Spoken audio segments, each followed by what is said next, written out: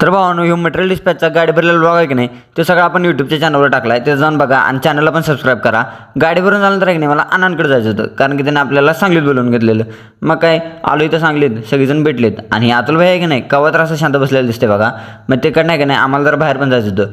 मग प्रीतम पाटील, अण्णा, ज्योत्या भाऊ आणि अतुल भाई ही चौघं गाडीत बसलीत आणि तुमचा भाऊ एकटाच टू व्हीलरवर नाही आलता. मग तिकडं नाही की नाही एका हॉटेलवर गेलो. ह्याने आपल्या बड्डेचं केक आणले होते. मग काय मस्तपैकी नाद्यामध्ये केक ते सगळं कापून घेतलं बघा. केक तीन कापून झाल्यावर की नाही आमच्या टेबलला स्टार्टर पण आलं आणि स्टार्टर आल्यावर अण्णा काय खायला ऐकणार आहे वे चालू केलं की लगेच खायला. त्यानंतर आहे की नाही एवढा वेळ शांत बसलेला अतुल भैया एकदमच बोलायला चालू केलं आणि मग काय त्यांनी बोलायला लागल्यावर सगळेजण शांतच बसायला लागते. जाऊ दे म्हणले इकडे मेन कोर्स आलता त्याच्यावर एकदम नाद्यामध्ये ताव दिलो. सगळ्यांनी मिळून जेवण केलो आणि मी म्हणलं आता घरला पण जायला लागते लगेच.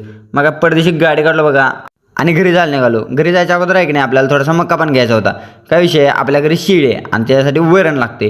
मग काय ते सगळं घेतलं आणि डायरेक्ट आलो घरी. आणि अजून एक विषय म्हणजे आपल्या बायोमध्ये जी यूट्यूबची लिंक होती ती अपडेट केल्या. पडदेशी जावा आणि आपल्या यूट्यूबच्या चॅनलला सबस्क्राईब करा.